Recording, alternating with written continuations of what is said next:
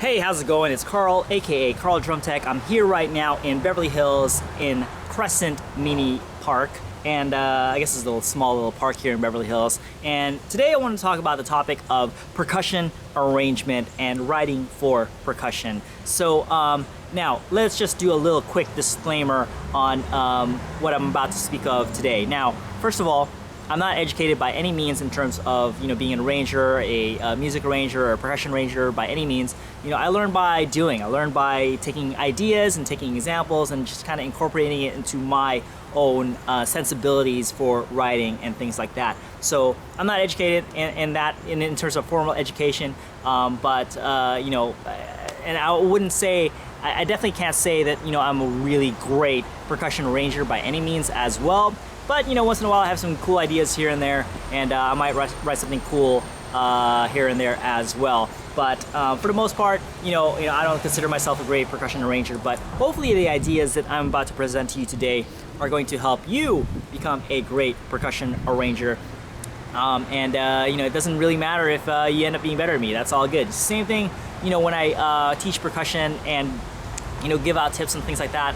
I'm not going to say I'm the best percussionist or drummer by any means, but hopefully the ideas and the teachings that I give out, can help to elevate your drumming game to the point that, maybe you can be better than me, or who knows, maybe to be the best drummer in the world. But, it doesn't really matter, who's better or not. It's all about, what are the ideas that I have, what is it that I have to offer, and hopefully you can take that and do with it what you will. You can take it to any level that you want. There really is no limit whatsoever. So now that that disclaimer is out of the way, let's just get down to some basic ideas about how to write for percussion. Because I remember when I first started writing for percussion and percussion arranging, being fresh out of high school, teaching my first drumline, the high school that I graduated from, and really having no concept about how to arrange percussion parts. But on a side note, the really good thing about that is that I wasn't a really good reader at the time, but being able to write, right, and just learning how to write.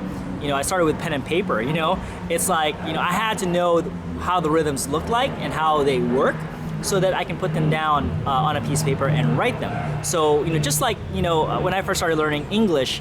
I was on a program called Hooked on Phonics, and the idea with that is that reading helps writing and writing helps reading. Well, it works the exact same way with music, where that if you write music, it's definitely going to help you to read music. So that's a cool thing. So maybe you're not a percussion writer, or that's not your ambition, but try writing out exercises that by heart, and maybe you can try transcribing licks that you see on the internet.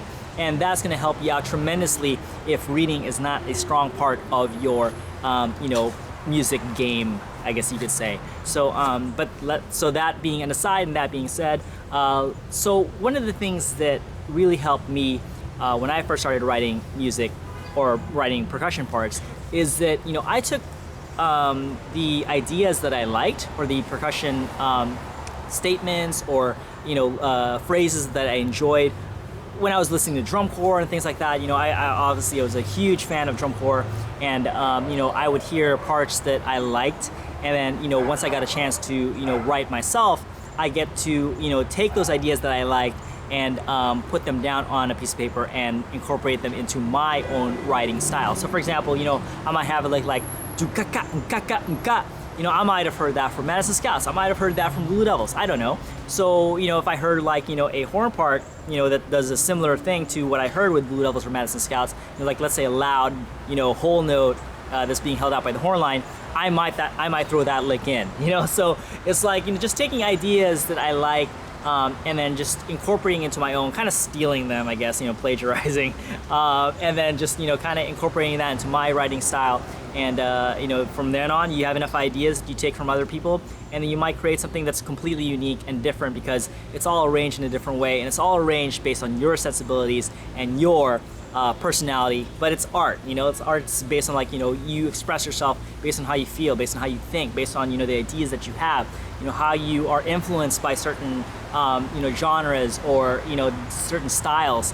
That is what makes you unique. So, take those ideas that you like, incorporate them into your own, put your own spin on it, and from then on, you can actually create this huge palette or this huge vocabulary of things that you can put down to pen and paper when you write percussion parts. So now, another thing to think about in terms of writing for percussion is, we have to think about what is the actual purpose of percussion in the first place. So one of the main purposes, right, especially from an orchestral standpoint, what the purpose of percussion was, is that it was there to provide impact, right? So, if you have a big, impactful moment in the musical score, you might throw in a big, loud concert bass drum that goes boom, right? You might add, like a cymbal crash. It just, has all this noise and it's just really big and loud.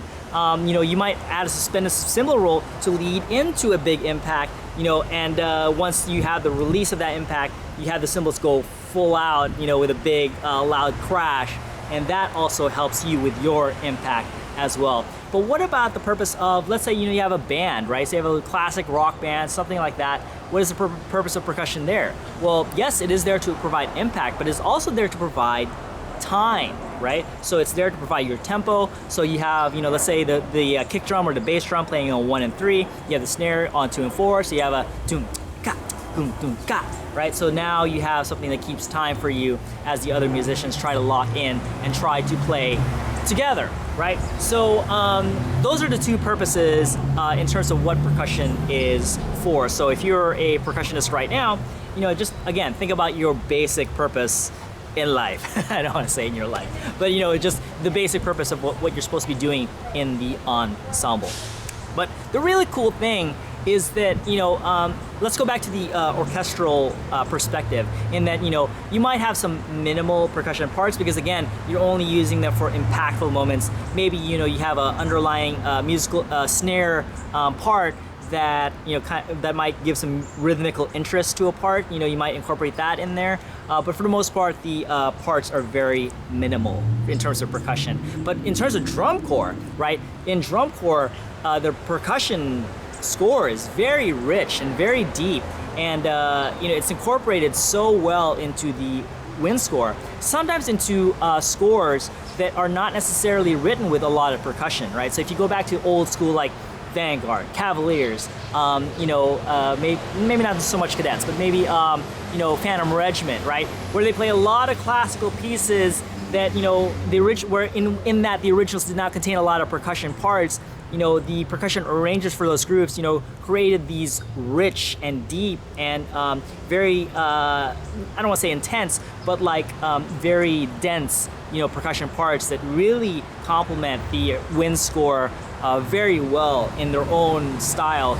That created drum corps for the most part, right? So again, going back to taking ideas from things that you like, definitely listen to those old shows, with the groups that I mentioned, and see how the percussion arrangers there, utilize percussion to create this rich, vibrant, full musical score where it's not just the winds doing the heavy lifting, but also the percussion section that does a lot, especially from a rhythmical perspective, right? So, so when you think about writing for percussion, there's two ways you can go about it, right?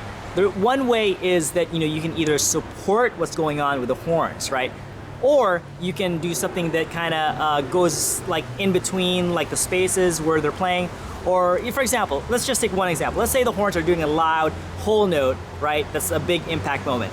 One thing you can do is you can have the snares or the tenor drums or something like that play a nice big roll. That can help support what's going on with the horns. Or you can create like a completely different rhythm that is very interesting to hear and really complements what's going on with the horn score. So, horn line is doing a big loud whole note, you can go doom chakung chakung chakung ka do do do, and that just adds like impact on a different level rather than just supporting what's going on with the winds. What about, what if the winds are doing something like, bop bop bop bop, right? Again, you can support what they're doing and kind of like double the rhythm that they're doing. So you can go ta ga ga ga ga, or you can like fill in the spaces or the gaps and kind of create something completely dynamic between the horns and the bass, and let's say and the drums, right? So you can have jack jack jack jack jack, something like that, right? To kind of like make it really interesting. But it really all comes down to your creativity and how you want to write and express yourself. And at times, you know, you might feel like it does call for some rhythmical support where you do kind of copy what the horns are doing, or you can create something that's kind of dynamic and has cool interplay between the horns and the drums, and you can do something completely different that way as well. Another thing you want to think about when you're writing for percussion is, you know, how does the performer feel when they're playing it? So I used to do this all the time, in that, you know, when I wrote something for the percussion section, I would try to play it myself to see how it feels in my hands, and, like, you know, whether I enjoyed playing it, you know, and I just considered the performer of the person who's playing my piece. So you know, I might think about that as well. So, you know, you might need to have some percussion experience in order to be able to do that, but, you know, by no means is it a prerequisite. But what about, you know, you have to think about things like, you know, practicality as well. So let's say you have the tenor drums where you have drum 3 and drum 4 that are really far apart. You don't want to play 2 16th notes on the right hand and go from 3 to 4. Either that's too fast and it's too the drums are too far apart from each other. But if you can do that, if it's, let's say, just 1 to 2, right? Drum 1 to drum 2, you know, it's just, you know, they're really close to each other, and that's a lot more practical to do. So you have to think about the practicality of what you write as well. So it might sound cool to write, you know, from 3 to 4 all on the right hand, but, you know, it might be more practical to go 1 and 2, or you split up the hands between right and left if you really want the voice of drum 3 to drum 4 on the tenor drum. So, you know, that's another thing you have to think about, is the practicality of what you are writing. Is it, you know, easy to execute? Is it possible to execute? You know, those are things that you have to think about as well. And from a educational standpoint, you know, you don't want to write things that are above the level of where your percussion section is at.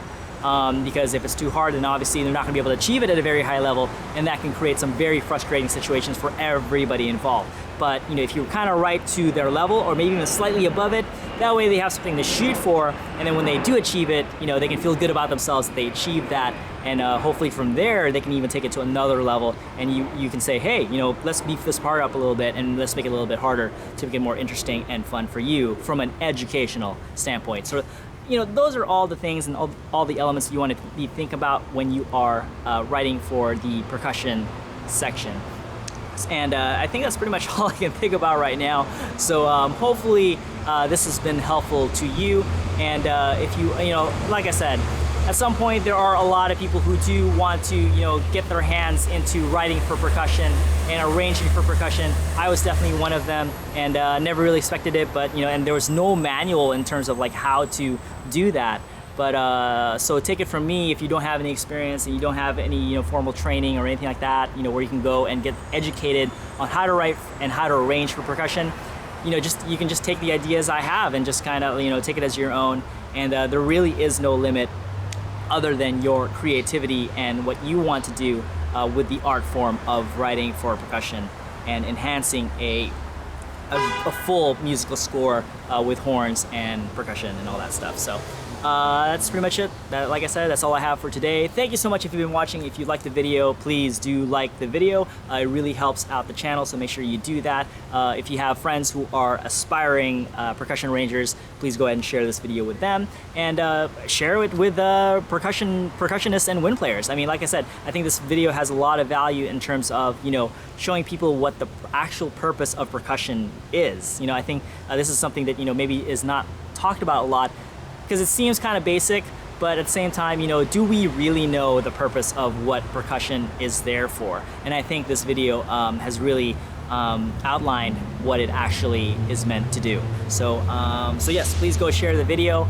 and if you have any questions or if you have anything to add to the conversation that can really help somebody who is an aspiring percussion arranger, please do leave them in the comments below. And of course, as always, if you have not subscribed yet, please make sure you subscribe, and until next time, take care. All right, I'm about to show you right now how to make sure you never get off step ever again. Now, I know I talked about this in one of my last videos as far as like how to do that, but I'm gonna actually break it down and show you how to mark time while playing at the same time, and show you the relationship between what your hands are doing and what your feet are doing. So let's go, let's do that right now.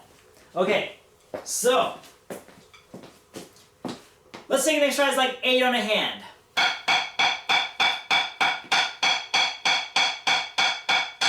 Okay, so you have 1 and 2 and 3 and 4 and 1 and 2 and 3 and 4 and. Your feet go down on the number. So anytime you say a number, that is when your feet goes down. 1 and 2 and 3 and 4 and 1 and 2 and 3 and 4 and 1. Here's the key, all right? When you mark time, lift the whole foot off the ground and come down. It's nice and flat and have a little bit of a stomp to it, okay? This may not be the style that you do at your high school or your marching group or whatever the case may be, but in the beginning stages when you're first learning how to mark time, do exactly what I just said, because this makes it very obvious when your feet come down on the ground. Because what happens is, if it's not coming down at the right time, it's going to be very obvious and clear to you and anybody watching that you're not in sync with yourself in terms of your hands and your feet. So when you let's say you have to play on 1, 2, 3, and 4 on your right hand. 1, 2, 3, 4. Well, your feet come down on 1, 2, and 3, and 4. So 1, 2, 3, 4. When they come down together, they have to come down together. They can't come down like this. It can't come down like this. You can't flam it. It needs to be an exact double stop from hand to feet, okay? So it's an exact double stop, all right? You don't want to flam it, and you want to be absolutely perfect. This is the only way to ensure that you never get off step again. And if you do flam, or if you are a little bit off, you'll, especially if you're stomping it, you'll definitely hear it, all right? Okay, you'll definitely hear that, so you need to adjust and fix it, and you need to take as much time as you need to make sure that happens every single time. If you're more consistent with that and you make it happen, I guarantee you, you will have no problems staying on step in the future. So once again, let's take an exercise like in and hand. Make sure the feet come down exactly on the numbers. There's no flams here. The feet doesn't come down early, or come down late. It needs to come down exactly when it's supposed to.